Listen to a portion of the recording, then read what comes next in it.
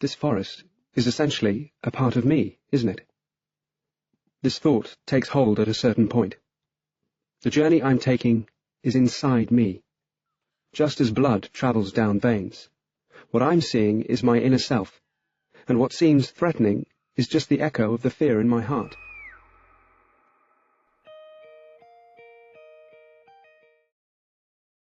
Okay, first of all, the title is kind of a joke, a little bit. I saw a tweet the other day that compared Yellowjackets to Riverdale in like a bad way. It said Yellowjackets was turning into Riverdale, which, first of all, no, what the fuck are you watching? But it also seemed like a weird comparison to me for a second. When I thought about it a bit more, I realized that it's not as wild as I initially thought. Like, as long as they're not being compared in terms of quality, in premise, a comparison can be made.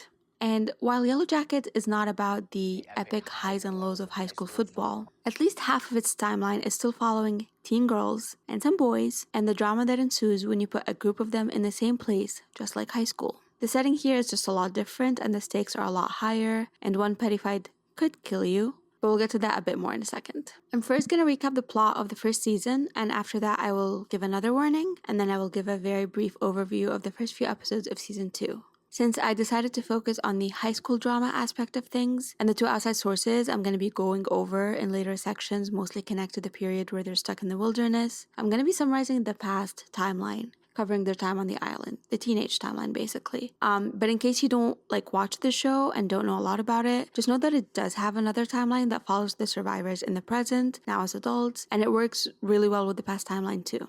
Okay, that's it. That's all I wanted to say. So, spoilers for season 1 of Yellowjackets, obviously, and I'll let you know when the spoilers for some of season 2 start.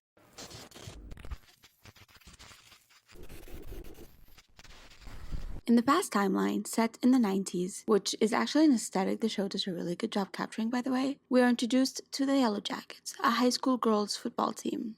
They're our main characters. Oh, or soccer, whatever you want to call it. I'm going to call it football. Actually, I'm not going to say it again, so it doesn't matter anyway. When we meet them, they're up for nationals, and they need to win their next game to qualify. Trouble arises when one of their new teammates seems to not be completely pulling her weight, and some of the girls make the decision to be rough on her during practice as a wake-up call, get it together kind of thing, I guess. Basically a way to prep her for what would be coming during the actual game, to toughen her up in a way. But instead of prepping her or toughening her up or anything, they end up gruesomely breaking her leg. It's by accident, but her legs are f***ed, and it's the show's first bloodshed. It happens before they even step foot on the plane. It is the first act of violence we get to witness, and a clear embodiment of one of the show's most prominent themes, the capability to be vicious that is innately present within teenage girls. This links back to one of the reasons the show's creators say they made the show, which is another thing we will get into in a bit, but it's just a generally very present idea throughout the whole show.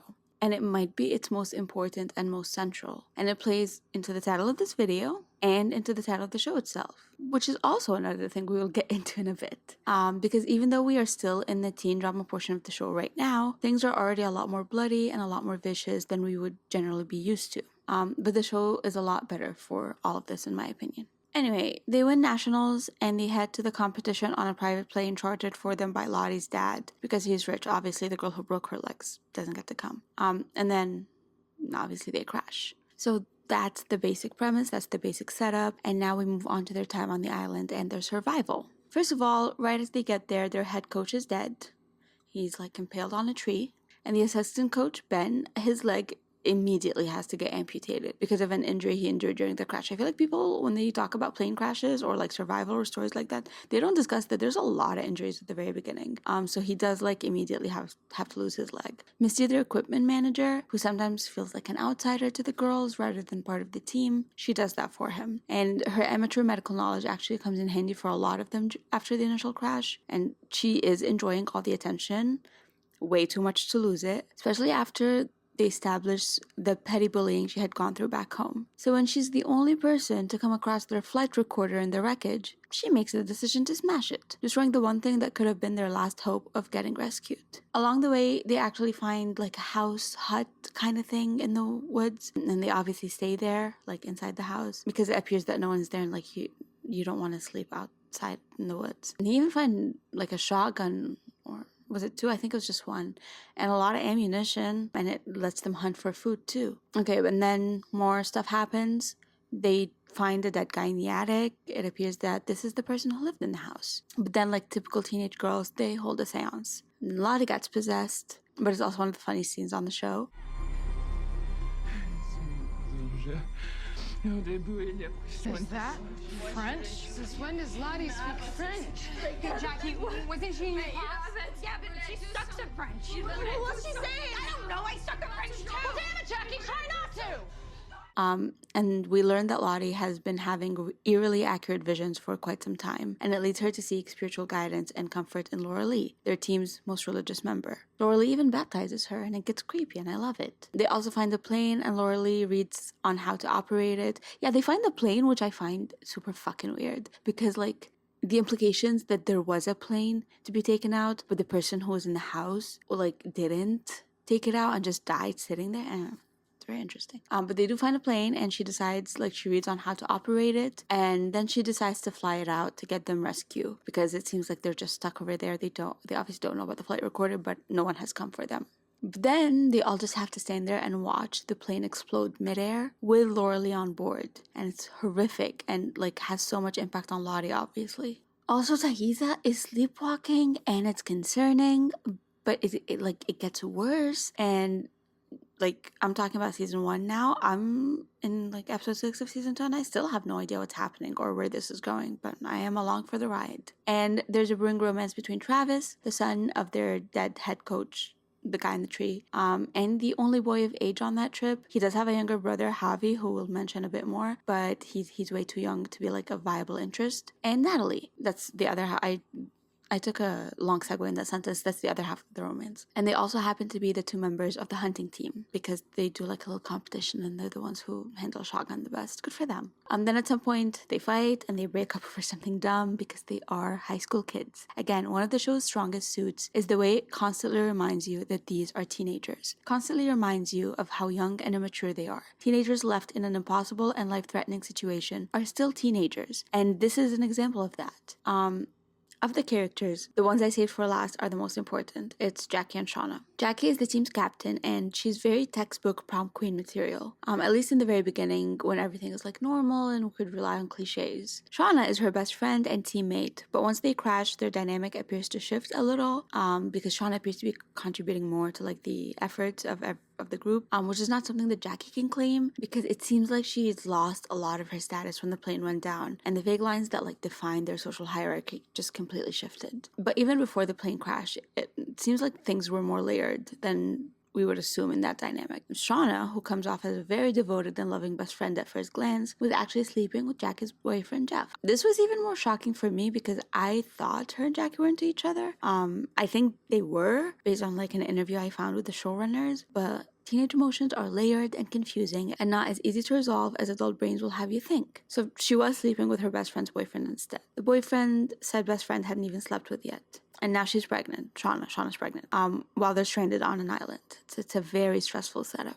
And obviously she tries to hide it from Jackie at first, because she knows if she had been with, like, a guy that was not a secret and she could just talk to her best friend about it, she wouldn't have needed to keep any of this a secret, and she would have told her when she had sex for the first time. I feel like I worded that sentence weird. Like, if you're sleeping with a guy and there's nothing iffy about it, there's no reason to keep it from your best friend. But the fact that she got pregnant and her best friend didn't even know she was having sex is immediately, like, a red flag. And I do think when Jackie finds out she's pregnant, it is a little suspicious, because it is suspicious. And Shauna lies to her about who the dad was. But again, it's the very fact that she kept such a monumental event a secret from her. Like, it does raise suspicion. And Shauna has a really weird habit of keeping journals. I know a lot of people keep journals. I wish I kept journals. It's very normal. It's actually very healthy. But Shauna in the past and in their adult present timeline that I'm not fully covering has, like, secrets, like, extremely destructive secrets that really should not be written down anywhere, let alone in, like, a normal notebook, pen and paper that anyone can read if they get their hands on it.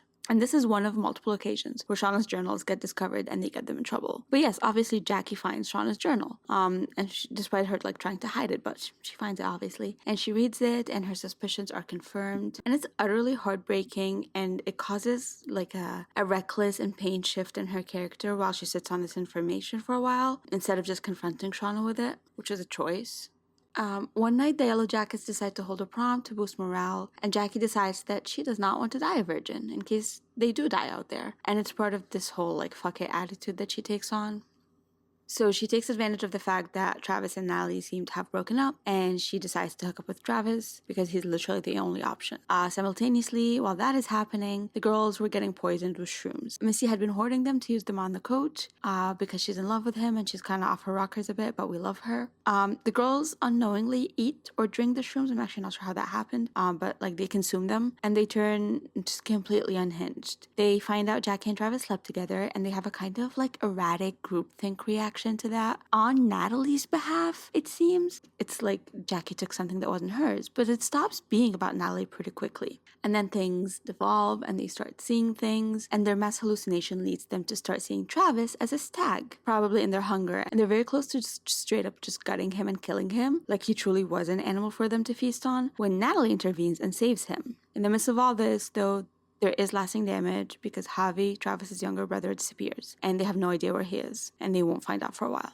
As they're recovering from all that, Misty gets shut out once again because the only way you can deal with the horror of what they were about to do is to blame something or someone, and the something to blame is the shrooms, and the someone to blame is obviously Misty, who had the shrooms. Although, like, not to defend her, but I am gonna defend her, she's not the one who put it in their food, and she never told them to consume it, so, you know, whatever. That doesn't matter because they needed to turn on someone to like assuage their own guilt and horror. I hope I said that right. Assuage their own guilt and horror. And while that is Misty, and it continues to be Misty for the most part, Jackie did not partake in any of the horrors of the night. She was not poisoned by the shrooms, and so she has a really hard time dealing with the way her friends behaved and what they were about to do. And it all culminates in an explosion between her and Shauna one night, where she confronts her with what they did, with her hypocrisy and getting mad at Jackie for taking something that wasn't hers, someone that wasn't hers, and she lets her know that she knows about her and Jeff in front of everyone. And despite objectively Jackie being completely in the right on every front, ethically,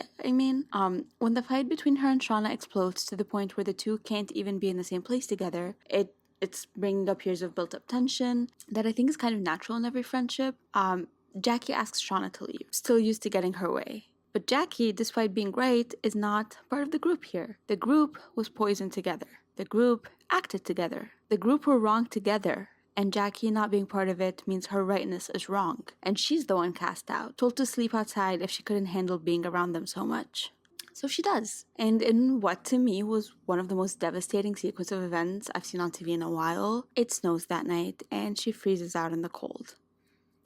Like, not, oh, I'm cold, like she freezes to death. And this part, the way this whole thing played out, it's absolutely pivotal to what the show is saying. But again, we'll expand on that in a bit. But I've genuinely had so many nightmares about this episode, like it's awful. So even if you didn't care about being spoiled and you listened to the whole summary, I still suggest you go watch the show because I accidentally read articles that spoiled a lot of the events that happened in it while I was watching it. I just wanted some casting news and then I ended up finding stuff I didn't want to find out. But it did not take away from the impact of anything. Like, it was still just as devastating and powerful and heartbreaking. So I would recommend, even if you did listen to the summary, you go watch the show if you can. Okay, so that's the past timeline of season 1. Now on to the first 2 or 3 episodes of season 2. Honestly, so spoilers for season 2, but I mostly want to cover season 2 for one thing. Like, I would have just limited it to season 1, but there's one thing I need to get into. They fucking eat Jackie, you guys. Like, that's it. That's literally all I needed to cover. I needed to get it out there. They eat Jackie. A couple other things. Things seem to be getting a lot more horror-y and supernatural. I personally really, really enjoy that because I think the show set it up really well. It was clear that this is one of the paths that the show could take, and it seems they stuck to it, which I'm glad for because it fits the tone really well. Lottie's visions are pretty specific and pretty spot on. And they've been like that since last season, but there's more emphasis on her gifts this season. Although it seems like past the visions, her gift is mostly just helping them practice meditation. Shauna spends a concerning amount of time with Jackie's corpse. She talks to her, hallucinates talking to her to deal with her grief, her overwhelming guilt. She does her makeup and she braids her hair. And then they fight in her head and she knocks her ear off. And then she eats it. Just all normal best friend activities. And then when Ty figures out what's happening, in terms of like the makeup, like she sees Jackie's makeup is done, she doesn't know she ate her ear. She decides 2 months of this type of grief are probably doing Shauna more harm than good, and they need to get rid of Jackie's corpse. So they decide to cremate it because burying it would be too difficult in the winter. But even the fire won't stay on long enough to cremate her, so they just leave her corpse in position. And like whatever force is controlling their time in the wilderness, like the horror of the wilderness itself, decides to do something else instead and basically just cooks her up for them. Like they literally go outside and Jackie's entire corpse is just medium done right there for them to feast on. I genuinely have no idea what happened in this scene. I'm just gonna play it because it's still confusing to me. But yeah, so she's right there for them to feast on. So they do. In one of the most sickening and fascinating scenes I've ever seen. They cut between a fantasy of a Greek feast and them just animalistically gorging on their team captain. And it's genuinely horrifying and awful. And yeah, so that's all I wanted to summarize from season 2. There's a lot more stuff that happens. I just didn't, like, if you didn't watch it, I didn't want to go too deep into it. It's a really good show, you guys. Okay, now on to the rest of all of this.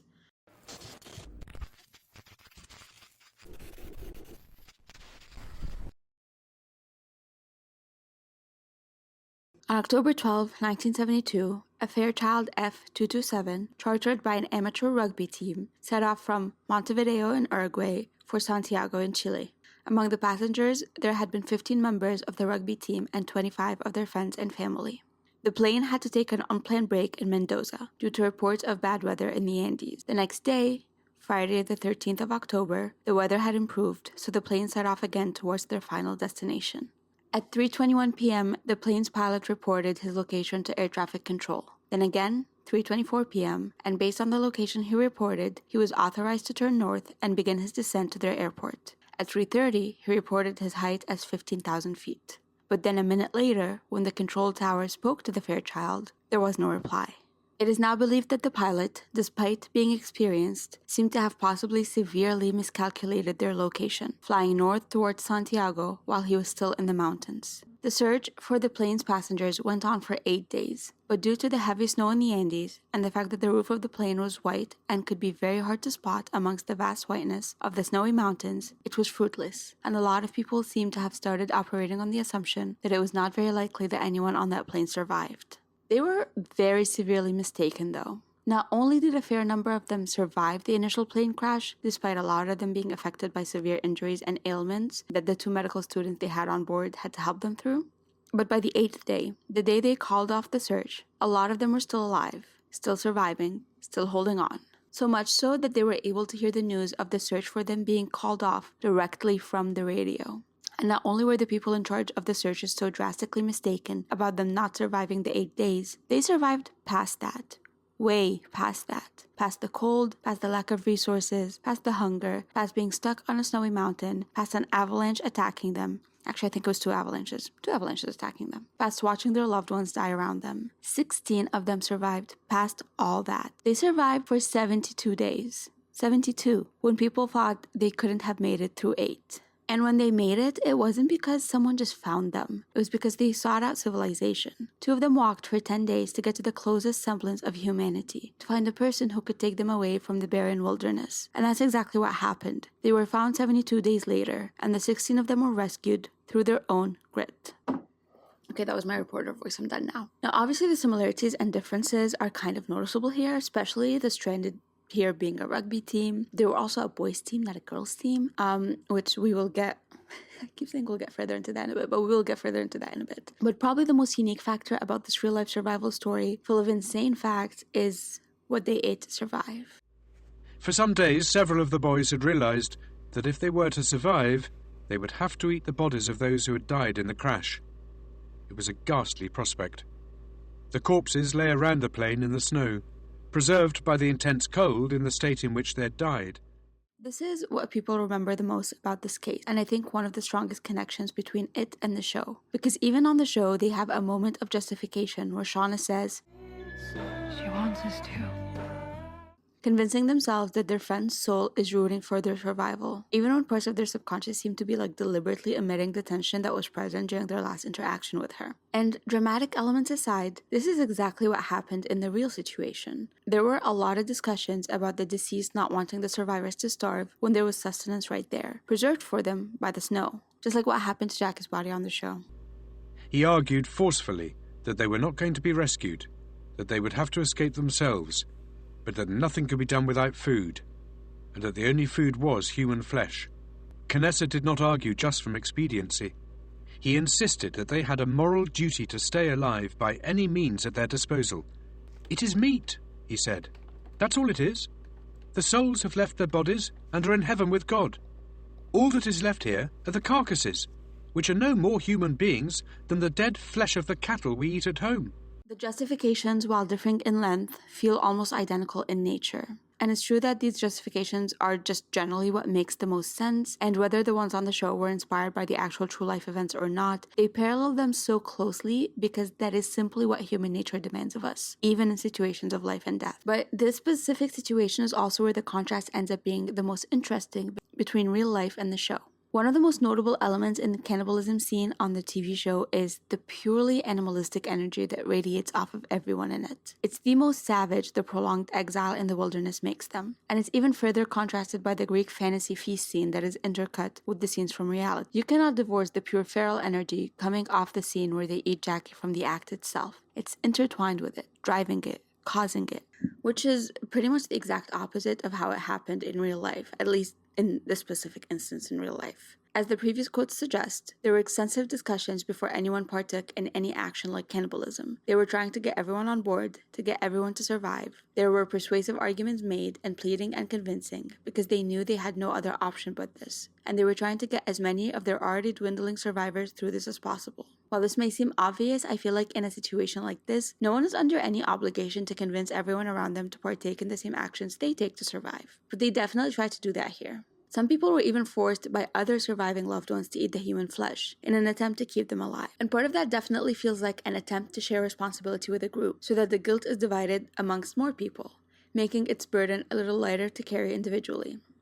And that's something that I feel like the show also integrated and captured well, that they all partook in the debaucherous act as a group and felt their guilt and their shame collectively as a group, which allowed it to fizzle out a lot faster, and it allowed it to be a lot easier to survive.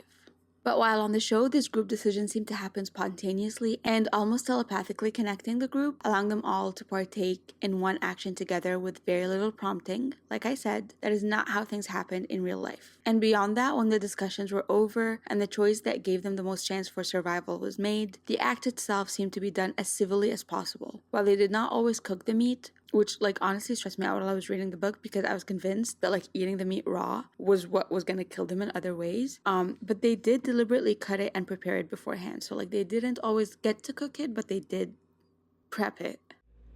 With no exchange of words, Canessa knelt, bared the skin, and cut into the flesh with a piece of broken glass. It was frozen, hard, and difficult to cut. But he persisted until he had cut away 20 slivers the size of matchsticks. He then stood up, went back to the plane, and placed them on the roof. They placed the slices on the roof to allow them to dry, which is an act of preparation. So although they might not have always been able to cook them, they still prepped them to make the deed easier to swallow, pardon the pun.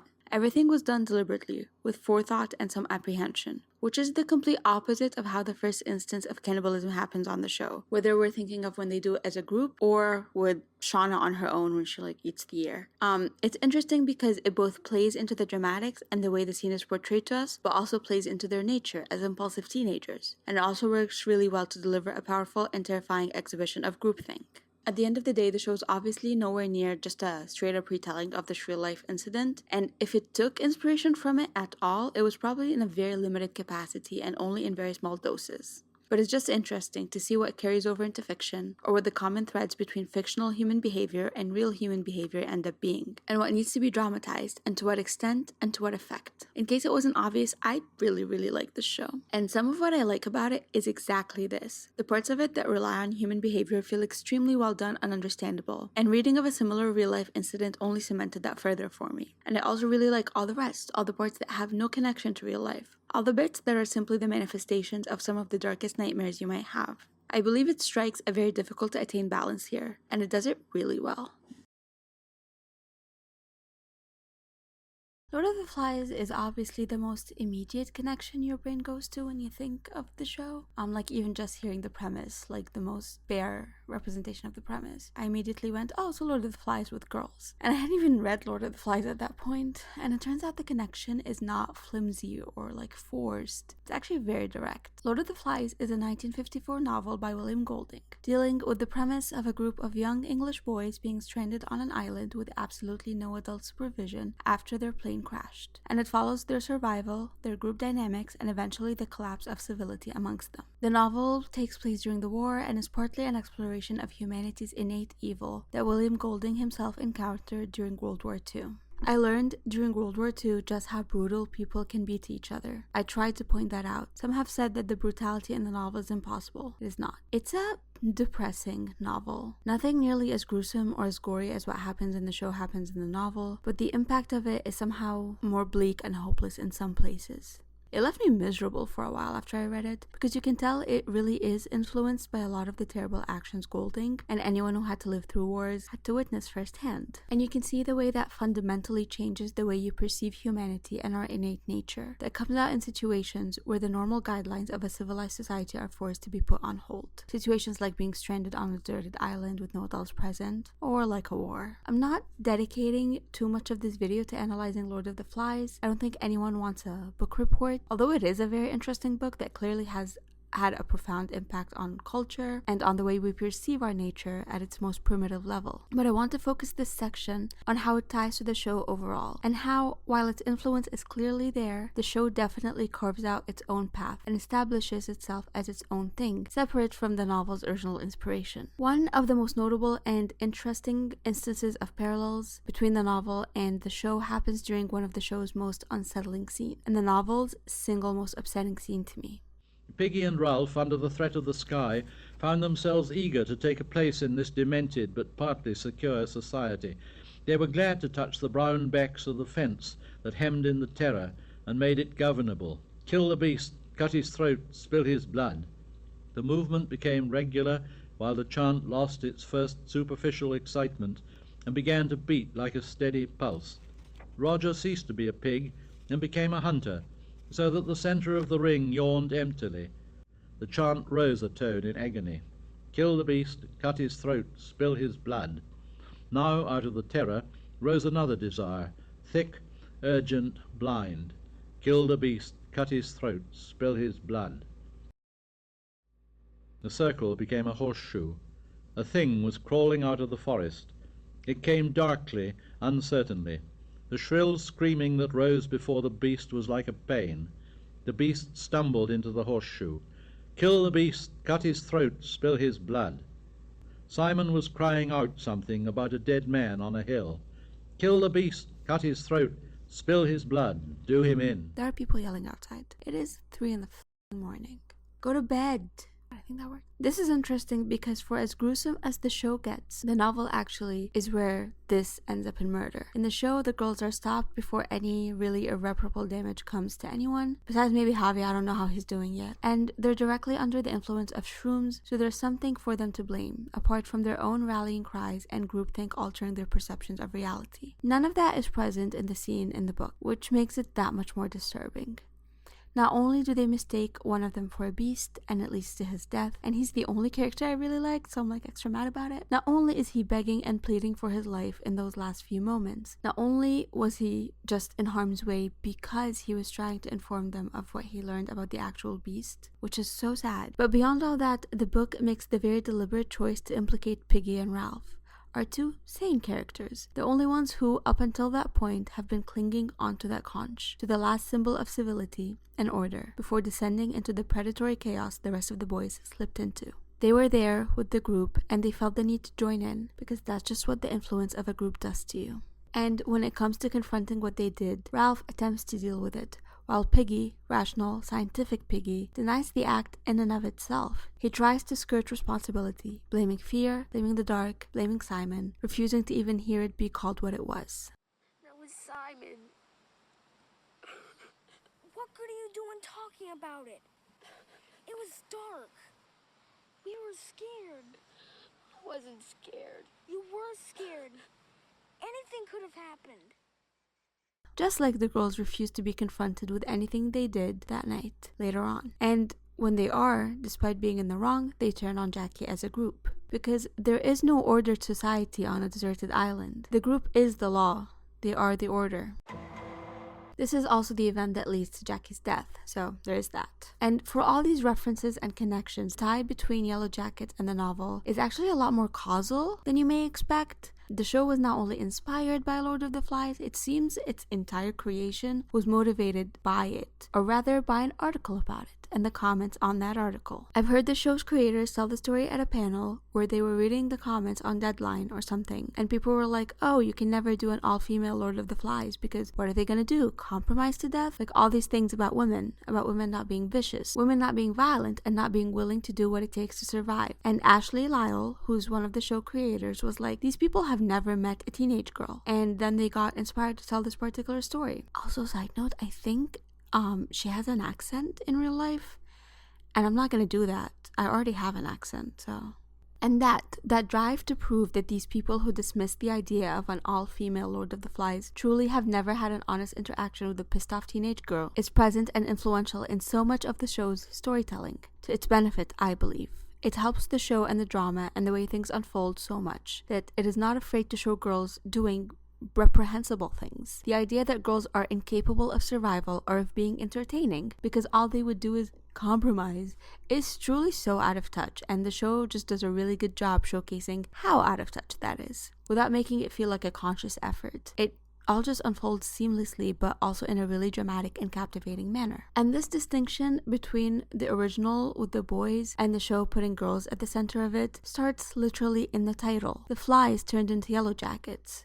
That's their team name, it's true, but Yellowjackets is also the name for a predatory social wasp. The innocent flies have transformed into a predatory species in which all females are capable of stinging. According to an audiobook introduction I happened to come across, recorded by William Golding himself for Lord of the Flies, he says this regarding why he chose to make the book about little boys and not little girls. When girls say to me, and very reasonably, why isn't it a bunch of girls, and why did you write this about a bunch of boys?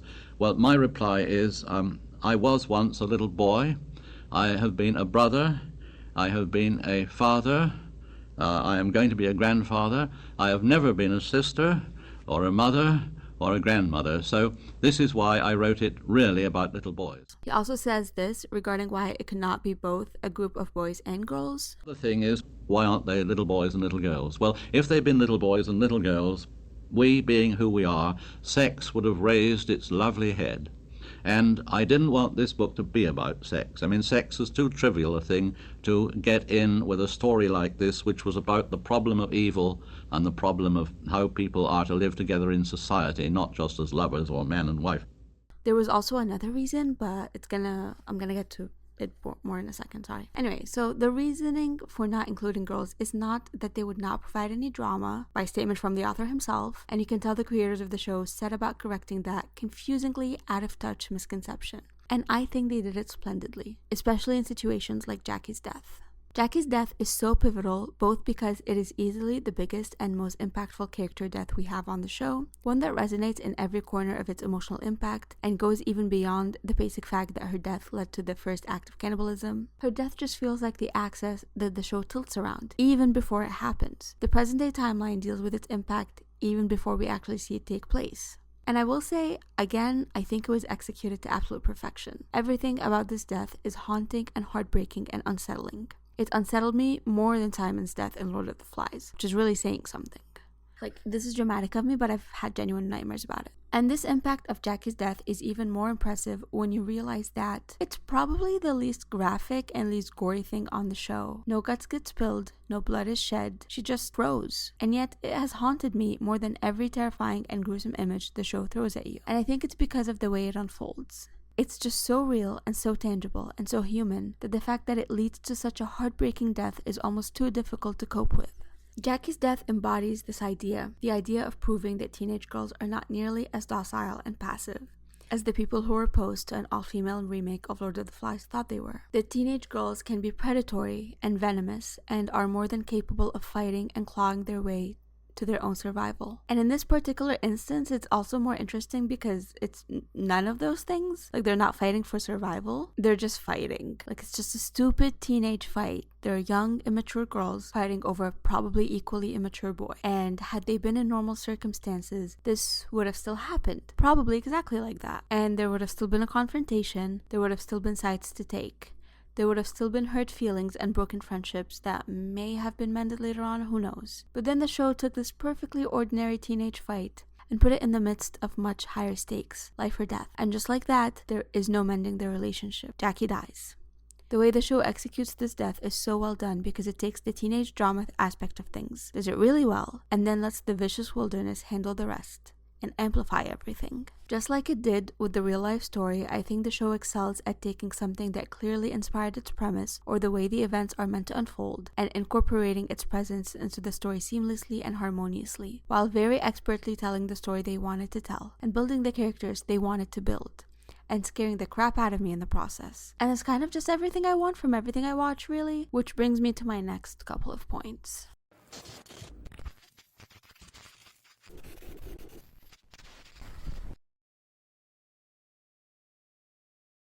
If it wasn't obvious from the way the summary was structured, the show feels very character-driven. That's why I was introducing the plot lines based on the characters at their heart, because for a story with a premise so ripe for plot contrivances, and for the entire thing to be motivated by external factors, by their circumstances, rather than by what is inside and by what the characters themselves, it does the complete opposite of that. The show manages to bring a group of girls together, a pretty large one at that, and make them so distinct and so recognizable and so captivating that they manage to be the most interesting thing in a setting and plot that is on its own extremely unique and interesting.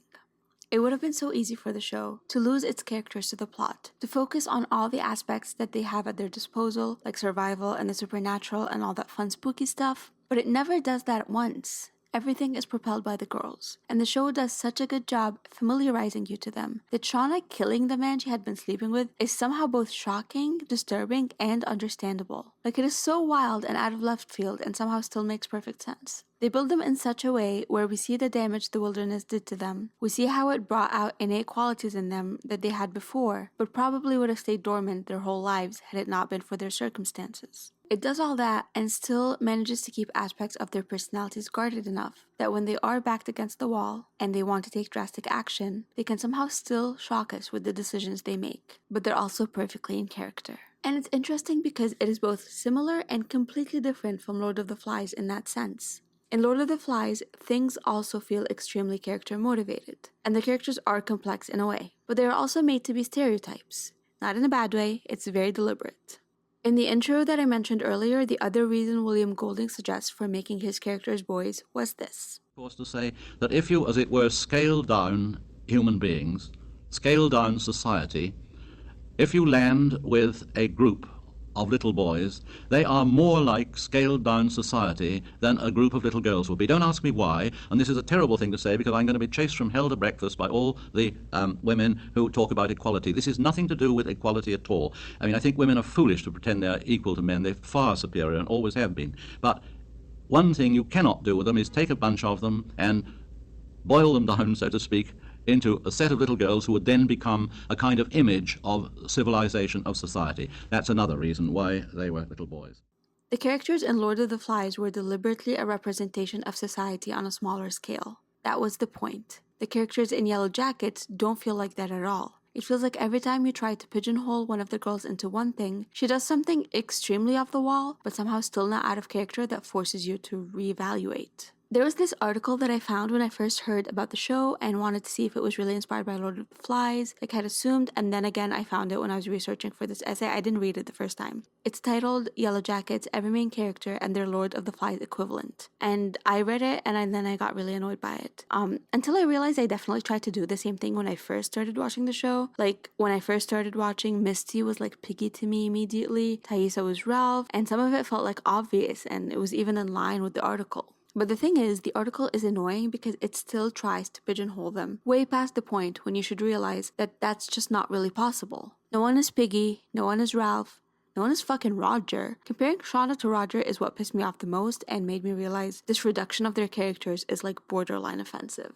Roger is described as the most sadistic of the hunters, the epitome of all that is evil in the human soul when it is stripped of the taboos of civilized society. And even just this sentence sounds nothing like Shauna. Shauna does horrible things and is inadvertently responsible for something even more horrible. And she even reveals how much she wishes she could do more awful stuff. Yet, she's absolutely not painted as like an unfeeling sadist who is the epitome of all evil. Shauna is interesting because she's a completely unhinged enigma. Not because she is the root of all human evil, she's traumatized and carries the darkness of the wilderness within her so covertly. But she's not Roger.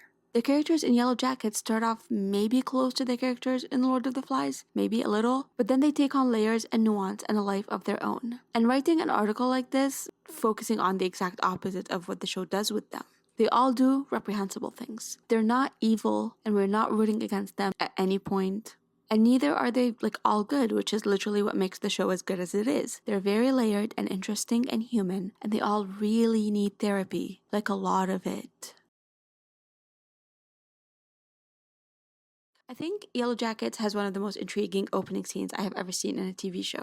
And usually when that happens and we're 2 seasons in and I still have no idea what the answer to the mystery that was set up in the opener is, I would get progressively annoyed. See Pretty Little Liars. But they set up this really good mystery right from the jump, then plunge you into like a million intriguing other ones that you don't even have time to be listless and wondering about who the girl in the pit in the opening scene is. They also deliberately planted the smallest little clue that they toss in the middle here and there, just to remind you that there's this whole other intriguing mystery you probably forgot about. To remind you that we saw what they were going to devolve into. We know where this is going. We know how bad this is going to get. So buckle up and don't get too comfortable. Things are clearly going to get a lot worse before they get any better, if they even get any better at any point.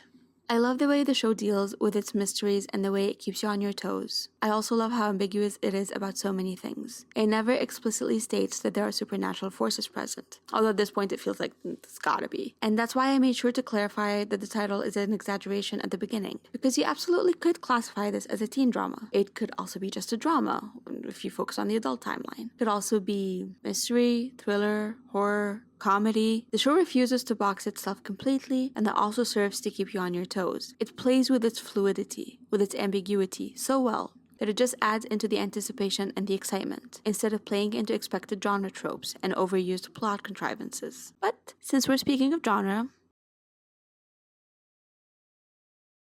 horror is my favorite genre of, I think, like any and everything. It's my favorite genre of movies, it's my favorite genre of TV shows, and when it's done right, it's my favorite genre of books. I love horror.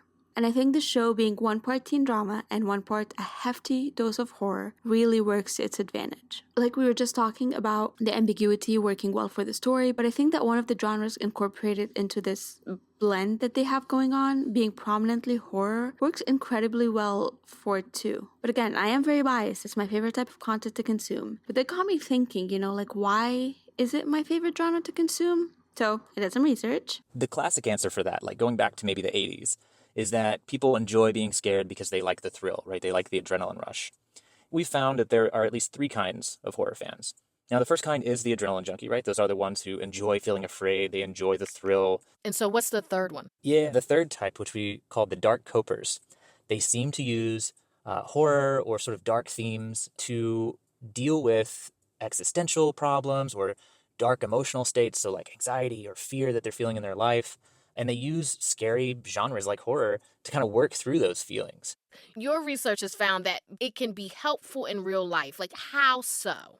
One thing it can do for you is it helps you learn how to regulate those negative emotions. And I think this is probably why horror works so well when it takes on elements of our mental health and our struggles and turns them into physical manifestations of fear that we can see and watch characters interact with, like The Babadook and Hereditary and Lights Out and Smile, and I think even It. Although the endings to both Smile and Lights Out didn't seem to be trying to inspire much hope or coping really, but that's not the point here. Anyway, this has been my favorite kind of horror to consume as of late. But I also like it when horror movies do this, but then they don't like half-ass the horror horror, if that makes sense. Like, the horror being a manifestation of mental conditions should not take away from the horror in and of itself. I'm still deliberately consuming this specific genre, so I think it's a fine line to toe, and I think, just like with everything else, Yellowjackets does a pretty good job with it. Like, Thaisa sleepwalking is clearly a coping mechanism, but that doesn't make it any less terrifying. Lottie's visions are clearly tied to schizophrenia, but that doesn't make them any less accurate or, on occasion, nightmare-inducing, making them effective horror in its most basic sense. So I just really like the way the show executes its horror. I like that it's given me genuine jump scares, but they're pretty few and far in between. I like that there's a possession scene, but it's also like really funny. Another thing the show does really well is just giving us all kinds of horror. Survivalist horror, the horror of humanity, pure gore, possessions and demons, all the supernatural elements, and a bunch of things we can't even really explain yet because we don't know what the fuck is going on. But you name it, they probably got it. And like I already established, it does all that, pulls all that off without taking away from its characters, without forcing plot to drive the story. Character-driven horror is just always 10 out of 10 in my book. I'm doing the chef's kiss sign-in with my hand, so you know. Okay, that's honestly it. There's no complicated thesis, so there's nothing for me to reiterate in the conclusion. I basically just read multiple books and like research papers just to be able to express my love for the show and why it works so well and why I think everyone should watch it. At the end, is it a teen drama? Yes and no. It will give you teen drama, but it will also give you like 15 other things. Oh, also, I don't know where to put this, but the acting performances and the casting choices, I'm doing the chef's kiss thing again. I don't know how else to say that. Impeccable. Another thing to add to the list of things this show pulls off flawlessly. I really like this show. Please watch it. Okay, that's it. Thank you guys for watching. People say this. Please subscribe. I do have a few videos, but they have nothing to do with each other because I have no idea what I'm really doing. But if you want to go check those out, you can. If not, it's okay. I understand. But yeah, this is it. I don't want to promise when the next video is going to be, but I am working on something. So maybe soon. And I'll see you guys in the next video. Bye. Wow.